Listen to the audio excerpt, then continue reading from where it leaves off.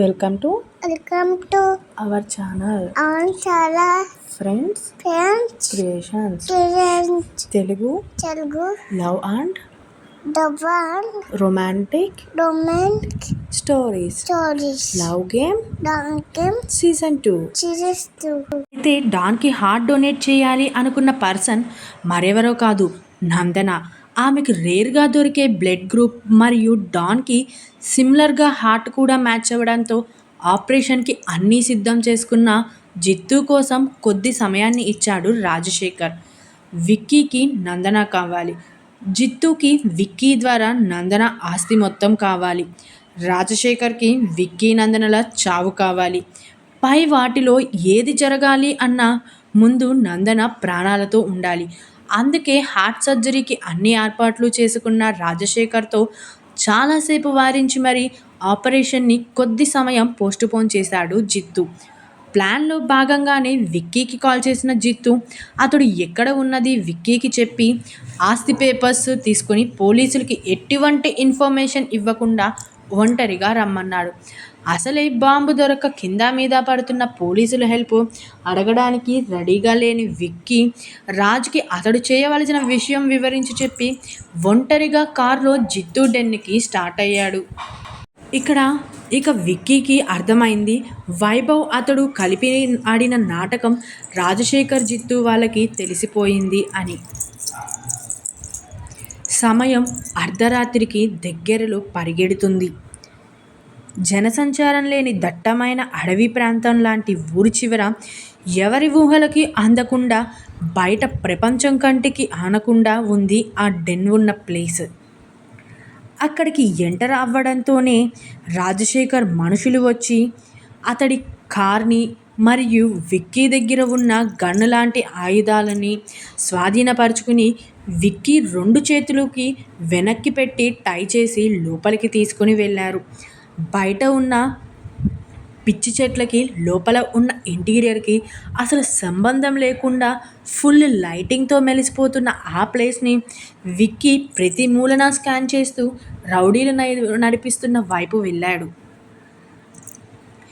మొదటనే వైభవ్ బంధించబడి కనిపిస్తుంటే ఎక్కడా కనిపించని నందన జాడ కోసం అతడి కళ్ళు ఆత్రుతగా శోధిస్తున్నాయి. అప్పటి వరకు లేని సైడ్ స్మైల్ని ఫేస్పై నిలిపిన విక్కీ చూపులు కేర్లెస్గా ఉండడం గమనించిన జిత్తు ఆవేశంగా ముందుకు వచ్చి ఎక్కడ్రా ఆస్తి కాగితాలు అన్నాడు. పాకెట్లో ఉన్నట్టుగా కళ్ళతోనే చూపించిన విక్కీ నుండి మళ్ళీ అదే సైడ్ స్మైల్ వస్తుంటే తట్టుకోలేకపోయాడు జిత్తు. ఆవేశంగా విక్కీని కొడుతున్నాడు అతడు. చీమ కుట్టినట్టుగా కూడా లేదు విక్కీకి ఆ దెబ్బలు. ఆవేశం చల్లారుకున్న వయసరీత్యా ఆయాసం వస్తుంటే 10 దెబ్బలకే 2 చేతులు తిమ్మిర్లు ఎక్కి నరాలు లాగేస్తున్నట్టు అనిపిస్తుంటే చైర్లో చతికిలబడిన అతడు రాజశేఖర్ని పిలిచాడు. డాన్ని ఆపరేషన్ కోసం ఫుల్ ఏసీ రూమ్లో ఉంచి ఎక్విప్మెంట్ మొత్తం కనెక్ట్ చేసుకున్న రాజశేఖర్ విసుగ్గా బయటకి వచ్చాడు. మొదటిసారి రాజశేఖర్ని మాస్క్ లేకుండా చూస్తున్నాడు విక్కీ. ఇన్నేళ్ల ప్రపంచంలో ఉంటూ ముఖాన్ని హైడ్ చేసుకున్న అతడి ముఖ రవిందాన్ని మరొకరితో పోల్చే విధంగా లేదు. 6 అడుగుల దృఢమైన ఛాతీ, కండబలంతో అవయవ పుష్టితో ఉంది రాజశేఖర్ ఆహార్యం. ఓ మిస్టర్ విక్రాంత్ గారు వచ్చారా అని గంభీరమైన స్వరంతో వెకిలిగా నవ్వుతూ అడుగుతున్న రాజశేఖర్ని సూటిగా చూస్తున్నాడు Vicky. Hi Vicky, I am doctor Rajasekhar. Actor అనుకున్నావు కాదోయ్, ఫైటర్ అన్నాడు షేక్ హ్యాండ్ ఇస్తూ. అలానే చూస్తున్నాడు విక్కీ. ఉఫ్, హ్యాండ్స్ కట్టేశారు కదా, ఇవ్వలేవులే హ్యాండ్ నాకు అంటూ ఆయన మా గురించి అన్నీ తెలుసుకొనే వచ్చావుగా, ఇంకెందుకు ఈ పరిచయాలు? వాడికి నీ వెనుకున్న ఆస్తి కావాలి, నాకు నా పగ కావాలి. కాబట్టి నువ్వు తొందరగా ఆ ఫార్మాలిటీస్ ఫినిష్ చేసేస్తే నా పని నేను చూసుకుంటాను అని చెప్పాడు టైం చూస్తూ రాజశేఖర్. ఏవయ్యా డాక్టర్, అర్జెంటుగా నాకు ఏదో ఒక ఇంజెక్షన్ వెయ్యవయ్యా, కాళ్ళు చేతులు తెగ లాగేస్తున్నాయి. ముఖాన పట్టిన చెమటతో కళ్ళు తేలేస్తూ జిత్తు నెమ్మదిగా అడుగుతుంటే, ఇప్పటి వరకు బాగానే ఉన్నావుగా? అతడిని అడుగుతూ వెనక్కి తిరిగిన రాజశేఖర్ వీపుపై రైట్ లెగ్తో ఒక్క కిక్కిచ్చాడు విక్కీ. ఆ అనుకోని విక్కీ దెబ్బకి ముందుకు పడి నేలని ముద్దు పెట్టాడు రాజశేఖర్. చేతికట్టుని అవలీలగా విడిపిపడేసిన విక్కీపై రాజశేఖర్ మనుషులు కత్తి గన్స్తో దాడి చేస్తుంటే వాటి నుండి అతడు సేవ్ చేసుకుంటూ మిగిలిన వాళ్ళని మట్టిలో కరిపిస్తున్నాడు విక్రాంత్. కింద పడ్డ రాజశేఖర్ డ్రెస్కి పట్టిన దుమ్మును కసిగా విక్కీ వైపు చూస్తూ దులుపుకొని లేవలేని స్థితిలో ఉన్న జిత్తుని లోపలికి తీసుకుని వెళ్ళి అక్కడ ఉన్న థాయిలాండ్ డాన్ చెంచాలను విక్కీ పైకి ఎగతోశాడు. విక్కీ గురించి ఏమాత్రం అంచనా లేని రాజశేఖర్ హార్ట్ సర్జరీకి సిద్ధమవుతూ మరో 2 ఫేమస్ డాక్టర్స్ని ఎత్తుకొచ్చేయడంతో వాళ్ళతో కలిసి ఆపరేషన్కి సిద్ధమవుతున్నాడు రాజశేఖర్. బయట నుండి వినిపిస్తున్న సౌండ్స్కి తేరుకున్న వైభవ్ చచ్చి చెడి తన కట్ల నుండి విముక్తి పొంది అతడిని ఉంచిన రూము నుండి బయటికి రాబోతూ అక్కడ పెద్ద పెద్ద బాక్సులు ఉండడం గమనించి వాటి వైపు వెళ్ళాడు వైభవ్. ఆ బాక్స్ మొత్తం తాయడానికి సంబంధించినవి. అడ్వాన్స్డ్ గన్స్, పవర్ఫుల్ బాంబ్స్ ఉన్నాయి అందులో. కసిగా నవ్విన వైభవ్ దిమ్మెక్కిన తలని విదిలించి గన్స్ని అందుకున్నాడు. వైట్ షర్ట్లో 2 హ్యాండ్స్లో 2 గన్స్తో అతడు ఉన్న రూమ్ నుండి బయటకి వచ్చాడు వైభవ్. ఓ హై ప్రొఫెషన్ షూటర్లా? విక్కీ తనపై అటాక్ చేసి పడిపోయిన వాడి నుండి గన్ అందుకొని ఎదుట వాళ్ళపై ఫైరింగ్ చేస్తుంటే అన్నని అక్కడ చూసిన వైభవ్కి ఆల్మోస్ట్ మేటర్ అర్థమై విక్కీపై కాల్పులు జరుపుతున్న వాళ్ళపై ఎదురుదాడి స్టార్ట్ చేశాడు. అది గమనించిన విక్కీ కాస్త కూలై ఇంకా వేగంగా బలంగా ఎదుటి వాళ్ళపై విరుచుకుపడుతున్నాడు. ఖాళీ అయిన గన్నుని విక్కీలో ఇరిటేషన్ పుట్టగా అతడి షర్ట్లో దాచిన గన్నుని అన్నపైకి విసిరి అతడికి ఎదురుగా ఉన్న ఆ థాయ్ మనుషులపై AK-47తో ఫైరింగ్కి దిగిన వైభవ్ తల గుండె ఇలా దేనికి పడితే దానికి ఏం చేసి రౌడీల్ని పిట్టల్ని కాల్చినట్టు కాల్చి పడేస్తున్నాడు. అతడికి జతగా విక్కీ కూడా. అనుకోని ఓ బుల్లెట్ శరవేగంతో దూసుకొని వచ్చి విక్కీ రైట్ హ్యాండ్ భుజానికి ఫోర్స్గా దిగింది. అయినా పట్టించుకోలేదు అతడు. లెఫ్ట్ హ్యాండ్తో షూరీ చేశాడు. అది చూసి ఆపోజిట్ రౌడీలు కంగు తిన్నారు. అన్నయ్య, ఇక్కడ నేను చూసుకుంటాను, ముందు లోపలికి వెళ్ళి నందు సంగతి చూడు అని చెప్తూనే పిల్లర్ చాటు నుండి తప్పించుకున్న విక్కీ రాజశేఖర్ ముందు వెళ్ళిన రూమ్లోకి ఎంటర్ అయ్యాడు. సడన్గా తెరుచుకున్న డోర్స్ సౌండ్కి నందనని ఆపరేషన్కి సిద్ధం చేస్తున్న డాక్టర్స్ భయంతో వణికిపోయారు. చూడు మిస్టర్, మాకు ఏం తెలియదు. డాక్టర్ రాజశేఖర్ గారు చెప్పినట్టు మేము చేస్తున్నాం. ఆయన మనుషులే మమ్మల్ని ఇక్కడికి బలవంతంగా ఎత్తుకొచ్చారు అని భయంతో ఉన్నది ఉన్నట్టు చెప్పి ఫేస్కి ఉన్న మాస్క్ కూడా తీసేశారు సదరు డాక్టర్లు. వాళ్ళు అంత భయపడడానికి కారణం విక్కీ రూపం.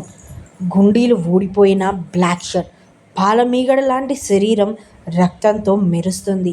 క్రోధాన్ని సంతరించుకున్న కళ్ళు, రైట్ హ్యాండ్కి గాయమైన లెఫ్ట్ హ్యాండ్తో అతడు చేస్తున్న భయంకర యుద్ధం వాళ్ళల్లో గుబులు రేపడంతో నిజం చెప్పి ఊపిరి తీసుకున్నారు. వాళ్ళని డౌట్గా చూస్తూనే ముందుకు వచ్చిన విక్కీ బెడ్పై ఉన్న నందుని ఆశ్చర్యంగా చూస్తూ తనని ఏం చేస్తున్నారో అంటూ గంభీరంగా అడిగాడు. గన్ను పట్టుకొని చెమటలు పట్టిస్తున్న అతడి తీరుకి అక్కడ జరగబోయేది మొత్తం చెప్పేశారు వాళ్ళు. కోపంతో దవడలు బిగించిన అతడు కళ్ళల్లో కసిగా అంతకంతకు పెరిగిపోతుంది. తనని లేపండి సార్, ఆమెకి మత్తు ఇంజెక్షన్ ఇచ్చాము. సో లేవడానికి టైం పడుతుంది అని నెమ్మదిగా చెప్పిన డాక్టర్స్ మాటకి అసహనం చేరింది అతడిలో. అది గమనించిన మరో డాక్టర్, మత్తు తగ్గడానికి యాంటీ ఇంజెక్షన్ కూడా ఉంటుంది అని అన్నాడు. అయితే వెంటనే అదేంటో చూడండి అని మెరిసే ఉరుములా అరిచాడు. కానీ ఆ ఇంజెక్షన్ ప్రభావం ఆమె కడుపులోని బేబీపై ఎఫెక్ట్ చూపిస్తుంది సార్. దానికన్నా ఓ 1 అవర్ ఆమెని ఇలా వదిలేయడమే మంచిది అంటూ తన అభిప్రాయాన్ని తెలిపాడు సజెషన్ ఇచ్చిన డాక్టర్. ఏంటి ప్రెగ్నెంట్నా? షాక్తో అడిగాడు విక్కీ. అలా అడుగుతున్న అతడి గొంతు వనకడం ఆ డాక్టర్కి కూడా అర్థమయ్యింది. అవును సార్ అని చెప్పాడు డాక్టర్. నీళ్లు తిరిగాయి విక్కీ కళ్ళల్లో. ఎంత మంచి శుభవార్త, కానీ ఎటువంటి టైంలో వింటున్నాను అన్న బాధ రెండు సమపాలనలో ఉంది. అంతలోనే గార్డెన్ ఏరియాలో నందన వైభవ్ని హక్ చేసుకోవడానికి కారణం తెలిసింది. ఆమె తల్లి కోబోతున్నాను అని తెలిసి ఆ సంతోషంలో వైభవ్ని విక్కీ అనుకొని హక్ చేసుకుంది. అంతలోనే అతడు విక్కీ కాదు అని తెలిసి వైభవ్ నుండి విడిపించుకుని తిరిగి అతడిని తిట్టడం స్టార్ట్ చేసింది. ఇదంతా ఆలోచించుకున్న విక్కీ పెదవులు అందంగా విచ్చుకున్నాయి. ఎందుకే నీకు నేనంటే అంత పిచ్చి? అతడి కళ్ళల్లో నిలిచిన నీళ్లు కంటిగట్టు దాటి సూదంటి ముక్కును తాకుతూ నేలను చేరాయి. ఈ సంతోషం ఎప్పటికీ చెరిగిపోకుండా ఉండాలి అంటే ఈ బాస్టర్స్ ప్రాణాలతో ఉండకూడదు. ఇంకా ఆ జిత్తు, వాడు నిన్ను టచ్ చేశాడు, వాడికి ఇంకా నరకమే. ఆ క్షణం ఇక ఫిక్స్ అయిపోయాడు విక్కీ. కళ్ళల్లో తేలియాడుతున్న నీటి బొట్లను చెరిపేసి నందన దగ్గరగా వెళ్ళి ఆమె నుదిటిని కిస్ చేశాడు. అంతలోనే బయట నుండి వైభవ్ అరుపు వినిపించడంతో, తనని నేను వచ్చేంత వరకు జాగ్రత్తగా చూసుకోండి అని ఇద్దరు డాక్టర్స్కి సీరియస్గా డెడ్లీ వార్నింగ్తో చెప్పి ఆ రూమ్ డోర్ క్లోజ్ చేసి బయటకి వెళ్ళిపోయాడు విక్కీ. అతడు వెళ్ళాక ముఖాలు చూసుకున్నారు ఆ సదరు డాక్టర్స్.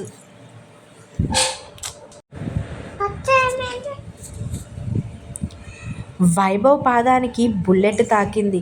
ఆల్మోస్ట్ అందరు రౌడీస్ చచ్చి కనిపిస్తుంటే పిల్లర్ చాటు నుండి వైభవ్ పడి దాడి చేస్తున్న ఇద్దరిని చెరో సింగిల్ బుల్లెట్తో పరలోకానికి పంపిన విక్కీని చూసి లైట్ స్మైల్ ఇచ్చాడు తమ్ముడు.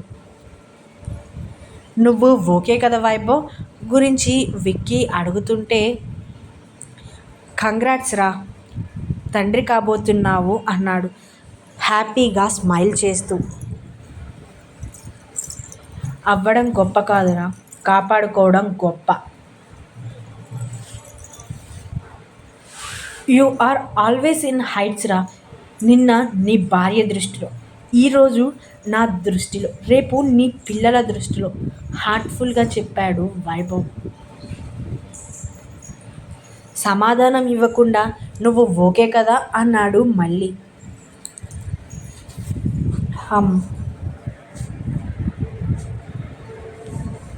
వైభవ్ దగ్గర నుండి రాజశేఖర్ వాళ్ళని వెతుకుతూ వెళ్ళిపోయాడు విక్కీ. నందనని ఉంచిన రూమ్ కాకుండా మరో రూమ్లోకి వెళ్ళిపోయాడు. అక్కడ జిత్తు చైర్లో అచేతనంగా పడి ఉన్నాడు. అతడిని చూసి కూడా చూడనట్టే లోపలికి వెళ్ళిన విక్కీకి ఆ రూమ్లో మరో రూమ్ ఉన్నట్టు మూసిన డోర్ ద్వారా తెలుస్తుంటే గన్ ఎయిమ్ చేస్తూ లోపలికి ఎంట్రీ ఇచ్చాడు. రాజశేఖర్ తాయిడాన్ని ఆపరేషన్ కోసం సిద్ధం చేస్తున్నాడు. వాడిని చూడడంతోనే టెంపర్ లేచింది అతడిలో. లోడ్ చేసిన గన్లో బుల్లెట్స్ అన్నీ డాన్ బాడీలోకి దించేసి రాక్షసకరమైన నవ్వుని రాజశేఖర్కి గిఫ్ట్ ఇచ్చేశాడు విక్కీ. అతడు కన్న కలలన్నీ చెరిగిపోయినట్టుగా ఒక్కసారిగా విక్కీపై విజృంభించాడు రాజశేఖర్. నిన్ను చాలా తక్కువగా అంచనా వేశాన్రా. నిన్ను రాగానే చంపి ఉండవలసింది, నీతో పాటు దానిని కూడా. అప్పటి వరకు సైలెంట్గా ఉన్న విక్కీ నందన టాపిక్ రావడంతో రాజశేఖర్ ముఖంపై పిడిగుద్దులు కురిపించాడు. ఇద్దరి మధ్యలో హోరాహోరీ యుద్ధం జరుగుతుంది. ఇద్దరూ వెనక్కి తగ్గడం లేదు. మసక కళ్ళతో చూస్తున్న జిత్తుకి జరిగేది తెలుస్తున్నా బాడీ సహకారం అందించకపోవడంతో నిస్సత్తువగా పడి ఉన్నాడు. నీ తండ్రి నన్ను చేసిన అవమానానికి శిక్ష నీకు తప్పదురా. వాడిని ఇలా కసితీరా కొట్టి చంపలేకపోయాను అన్న బాధ ఈ రోజుతో తీరిపోతుంది. రాజశేఖర్ కోసం కోపం నవ్వుతో చెబుతుంటే ఆ రూంలోకి అప్పుడే వైభవ్తో అడుగుపెట్టిన రాజ్ కొన్ని పేపర్స్ని అతడిపై విసిరేసి చూడమన్నాడు. అనుమానంగా చూసిన రాజశేఖర్ కళ్ళు ఆశ్చర్యంతో పెద్దవి అయ్యాయి. ఈ విక్కీ నందినికి జితేంద్రకి పుట్టిన కొడుకా? అవును, ఈ విషయం మాకు ఎప్పుడో తెలుసు. కానీ నువ్వే పిచ్చి పగతో కళ్ళు మూసుకుపోయి ఏం చేస్తున్నావో కూడా తెలియకుండా పిచ్చి పిచ్చిగా చేస్తున్నావు. 10 ఏళ్ల క్రితం నిన్ను అవమానించిన దామోదర్ ఇప్పుడు లేడు. ఇంకా ఎవరిపైరా నీ పగా ప్రతీకారాలు? ఏం చేసింది నీ నందన ప్రాణాలని తీయాలని చూస్తున్నావు? ఎంతో కష్టపడి నువ్వు చదువుకున్న ఈ డాక్టర్ చదువుతో నువ్వు సంపాదించింది ఏంటి? వైభవ్ ఆవేశంగా అరుస్తుంటే కోపంతో పిడికిలి బిగించాడు రాజశేఖర్. చెప్పలేనంత కోపం ఉంది అతడిలో. కానీ ఎప్పుడైతే విక్కీ దామోదర్ కొడుకు కాదు అని తెలిసిందే అప్పుడే అతడి ఎమోషన్ని ఎవరిపై చూపించాలో తెలియడం లేదు. రాజ్ అందించిన పేపర్స్లో ఉంది దామోదర్కి పిల్లలు పుట్టరు అని. అది కూడా ఆయన చనిపోయిన ఇయర్ సర్టిఫికేట్. అందుకే నమ్మాడు రాజశేఖర్. సరే, మీరందరూ వెళ్ళిపోండి అయితే. కానీ ఆ నందన చావు నా చేతుల్లోనే. ఆ సులోచన రక్తం ఈ భూమిపై ఉండడం నాకు ఇష్టం లేదు. రేయ్, నువ్వు మూర్ఖుడువా? చెప్తే అర్థం కాదా? పెద్ద సైకోగాడ్లా ఉన్నావేంట్రా?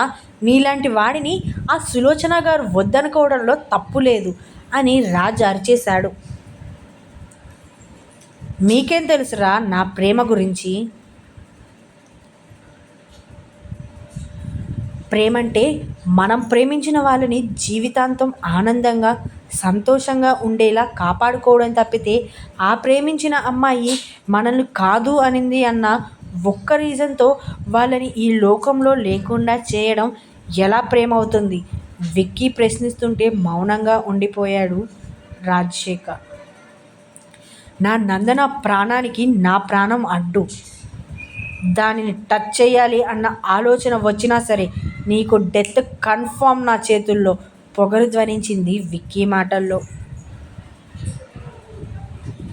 నిజంగానే రాజశేఖర్లో భయం పుట్టింది. నందనని చంపకుండానే చనిపోతానేమో అని. అతడు ఆఖరి గడియల్లో కూడా సులోచన అన్న మాటలని మర్చిపోలేకపోతున్నాడు. సులోచనకి వేయలేని శిక్ష నందనకి చావు రూపంలో ఇచ్చి పగ తీర్చుకోవాలి అనుకుంటున్న రాజశేఖర్ ఆశలు విక్కీ వల్ల తీరడం లేదు. అప్పుడే మెలకు వచ్చిన నందన విక్కీ ఇక్కడే ఉన్నాడు అని డాక్టర్ ద్వారా తెలుసుకొని అతడి కోసం అన్ని ప్లేసెస్ వెతుకుతూ చివరికి ఈ రూమ్ దగ్గరికి వచ్చింది. డోర్కి 10 అడుగుల దూరంలో ఉన్న ఆమెని చూడడంతోనే రాజశేఖర్ కోపం ఉవ్వెత్తున ఎగిసిపడి ఫైట్లో కింద పడిన విక్కీ గన్ అతడి ఫుట్ దగ్గర ఉంటే అది తీసుకుని నందనకి గురిపెట్టాడు. క్షణాలలో జరిగిపోయిన ఈ ఇన్సిడెంట్కి విక్కీ తేరుకునేలోపే బుల్లెట్స్ గాలిలోకి లేచాయి. రాజ్ విక్కీ నందన అని అరిచేలోపే బుల్లెట్స్ బాడీలోకి దిగిన సౌండ్కి గట్టిగా అరిచేసింది ఆమె. ఓ నిమిషం అక్కడ ఉన్న విక్కీ మైండ్ బ్లాక్ అయి స్పీడ్గా ముందుకు వెళ్ళాడు. నా ప్రేమ ఎప్పటికీ హ్యాపీగా ఉంటుందిరా. కళ్ళల్లో నీళ్లు వస్తున్న వాటిని స్వేచ్ఛగా బయటకి వదిలేస్తూ నందన వైపు వేలు పెట్టి చూపిస్తూ ఫ్లోర్ మీదకి పడిపోయాడు వైభవ్. వైభవ్ అని పెద్దగా పిలిచిన అన్న గొంతులో బాధతో పాటుగా ప్రేమ కూడా కనిపిస్తుంటే స్వచ్ఛంగా నవ్వాడు. అసలు ఏం జరిగింది అంటే రాజశేఖర్ నందనకి గన్ గురిపెట్టి ట్రిగ్గర్ నొక్కడానికి కొన్ని సెకండ్స్ ముందు రాజ్ హెల్ప్తో నిలబడిన వైభవ్ ముందుకు వెళ్ళి రాజ్ చేతిలో గన్నుని స్వయంగా అతడి గుండెలకి పెట్టుకొని రాజ్ వేళ్లతో వైభవ్ వేళ్ళు కలిపి బుల్లెట్స్ అతడి హార్ట్లోకి పేల్చుకున్నాడు. ఆమె ముఖంపై చిందిన రక్తం చుక్కలకి భయంతో బొమ్మలా నిలుక్కుపోయింది నందన. వైభవ్, రే వైభవ్! రాజ్! హాస్పిటల్కి కాల్ చేయి, వెంటనే అంబులెన్స్ అరేంజ్ చేయి ప్లీజ్. వైభవ్ నీళ్లు నిండిన కళ్ళతో ఉక్కిరి బిక్కిరి అయిపోయాడు విక్కీ.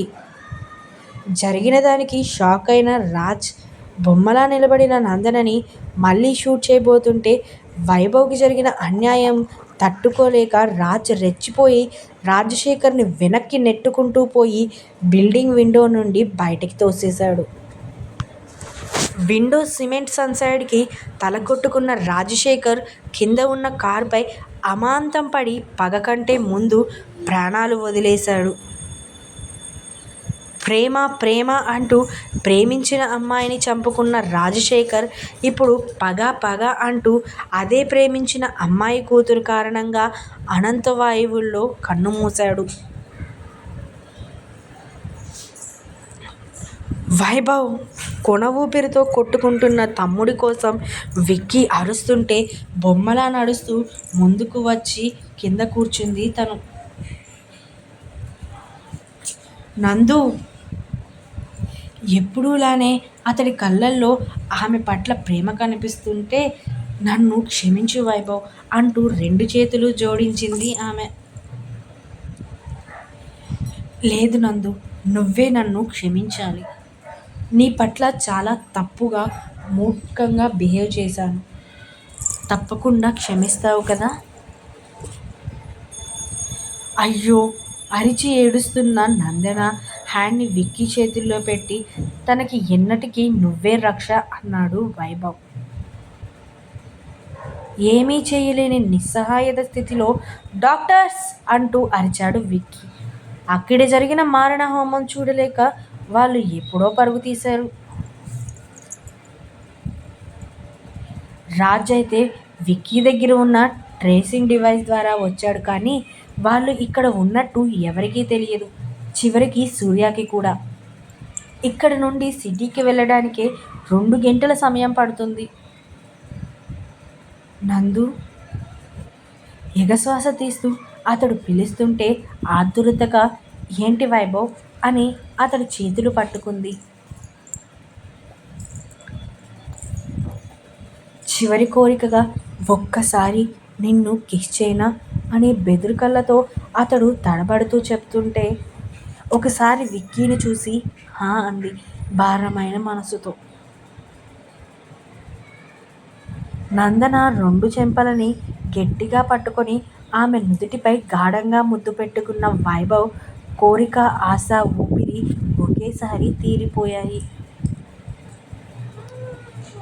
అచేతనంగా ఆమెను వీడిన వైభవ్ చేతులని చూసి గట్టిగా ఏడ్చేసింది నందన.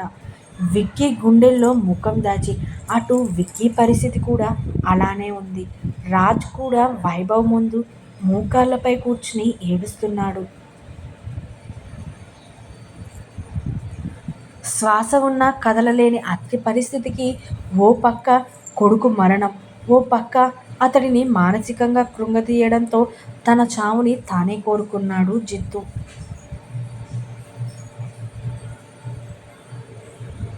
3 సంవత్సరాల తర్వాత ఆఫ్టర్ 3 years. నాని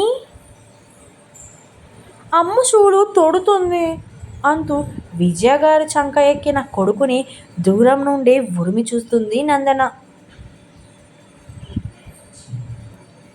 బాబులానే మొండిగట్టం అని ముద్దుగా నానమ్మ అంటుంటే హిహిహి అని పల్లికలించాడు బుడ్డోడు.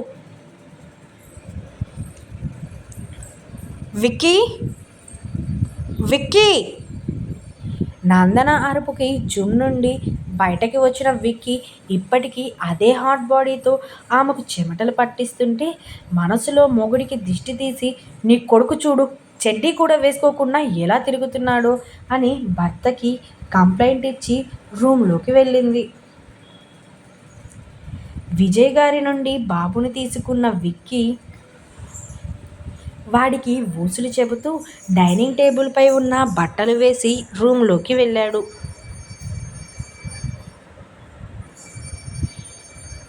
మిర్రర్లో చూస్తూ రెడీ అవుతున్న భర్తకి డాక్టర్ కోట్ అందించిన నందన హ్యాండ్స్కి పెన్నిచ్చాడు. తల్లి తండ్రి ఎవరి విధులకు వాళ్ళు వెళ్ళిపోతున్నారు అని అర్థం చేసుకున్న బుడ్డోడు దిగులుగా మారిపోయాడు. అది అర్థం చేసుకున్న నందన విక్కీలు కొడుకు కోసం ఆ రోజుకి వాళ్ళ బాధ్యతలను పక్కకి పెట్టి కొడుకును నవ్వించే పనిలో పడ్డారు. వేదాంత్ తల్లిదండ్రుల పిలుపుకి అందంగా నవ్వాడు. వాడు కొడుక్కి పేరు పెట్టినప్పుడు అతడు వైభవ్ పేరు లేదా తండ్రి సీతారాం పేరు పెట్టాలి అనుకున్న నందన ఆశలపై నీళ్లు చల్లాడు విక్కీ. చనిపోయిన వాళ్ళ పేరు కొడుక్కి పెట్టిన వాళ్ళని రోజూ ఆమెకి గుర్తు చేయడం ఇష్టం లేక నందనకి విక్కీ పుట్టుక గురించి తెలియకున్నా ఆమె తల్లి సులోచన విక్కీ మేనత్త అవుతుంది అని తండ్రి చనిపోయే ముందు నందన కోసం షూట్ చేయించిన వీడియోలో తెలియచేశాడు. ఆయనకి విక్కీపై కానీ వాళ్ళ ప్రేమపై కానీ ఎటువంటి కోపం లేదు అని అదే వీడియోలో ఆయన చెప్పిన నాటి వీడియో ఇప్పుడు చూసిన ఆమె మనసు కాస్త కుదుటపడింది. ఇక ఆమెకే తెలియకుండా వచ్చిన ఆస్తి మొత్తాన్ని సీఎం రిలీఫ్ ఫండ్కి ట్రాన్స్ఫర్ చేసిన విక్కీ అతడి ఇష్టమైన ఓ నార్మల్ డాక్టర్లా అతడి ఓన్ హాస్పిటల్ నడుపుతుంటే విఎన్ అనే నేమ్తో విక్కీ స్టార్ట్ చేసిన బిజినెస్ ఇప్పుడు నందన చూసుకుంటుంది. ఆమెకి సహాయంగా రాజరేఖ ఉండగా విశ్వం గారు ఈ మధ్యనే కాలం చేశారు. విక్కీ అన్ని విధాలుగా హెల్ప్ చేసిన నవీన్ ఇప్పుడు విక్కీలో ఉన్న డిజాస్టర్కి మెడిసిన్ని కనిపెట్టి ప్రపంచం అంతటా ఫేమస్ అయిపోయాడు.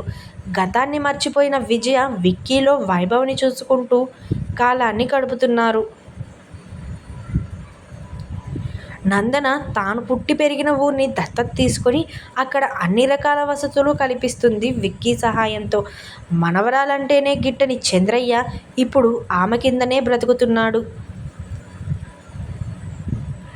సుభాష్ సతీష్ వాళ్ళ భార్య పిల్లలతో పొలం పనులు చేసుకుంటూ అప్పుడప్పుడు నందన కుటుంబాన్ని కలుస్తూ ఎంతో సంతోషంగా ఉన్నారు.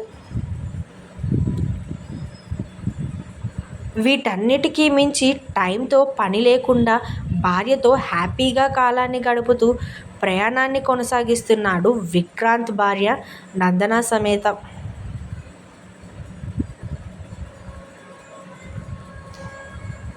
ఇంకేమైనా పాయింట్స్ ఉంటే చెప్పండి, బోనస్ అప్డేట్లో యాడ్ చేస్తాను. ఈ కథను ఆదరించిన ప్రతి ఒక్కరికి పేరు పేరున కృతజ్ఞతలు. ఇక్కడితో ఈ కథ సుఖాంతమయ్యింది. The end. విక్రాంత్ సేన లవ్స్ సాహితీ నందన. సైనింగ్ ఆఫ్ మీ రైటర్ కరుణా సుబ్రహ్మణ్యం అండ్ స్టోరీ టెల్లర్ శ్రావ్య. నా పేరుని రాయడం మర్చిపోతే ఎలా రైటర్ గారు? అప్పుడే అయిపోలేదు, ఉండండి. శ్రేష్ఠ ప్రోమో. తను ఒక్క అందమైన అమ్మాయి, ఆవేశంలో కూడా ఆలోచించే స్వభావం కలవాడు అతను. ఆ ఇరువురి పరిచయం అపార్థాలతో మొదలయ్యింది. మొగ్గ విరిసి పువ్వుగా మారినట్టు వారి పరిచయం ప్రేమగా మారింది. ఒకరిపై ఒకరికి కలిగిన భావాన్ని పైకి వ్యక్తం చేయకుండానే ప్రేమించుకోవడం మొదలుపెట్టారు వారు. కొన్ని రోజుల్లోనే ఎవ్వరూ అనుకోని విధంగా ప్రేమించిన అమ్మాయి నుండి అవమాన భారాన్ని మూటకట్టుకున్నాడు అతడు. అప్పుడే అనుకోని అతిథిలా అతడి జీవితంలోకి ప్రవేశించింది ఓ ఆత్మ. తరువాత ఏం జరిగింది? ఆ ప్రేమికులు తమ అపార్థాలని దూరం చేసుకొని ఆ ఇరువురు ఒక్కటయ్యారా లేదా? కథంతా బాగానే ఉంది. మధ్యలో ఈ ఆత్మ కథేంటి, ఎందుకు అని అనుకుంటున్నారా? ఆ ప్రేమికుల కథ మీకు పూర్తిగా అర్థం కావాలి అన్నా, ఆ ఆ ఆత్మకథం ఏంటో తెలుసుకోవాలి అన్న ఈ శ్రేష్ఠ స్టోరీని మీరు వినాల్సిందే. శ్రేష్ఠ, ఏ హారర్ అండ్ లవ్ స్టోరీ త్వరలోనే మీ ముందుకి రాబోతుంది. ఓకే, ఉంటాను. బాయ్ బాయ్ అండి.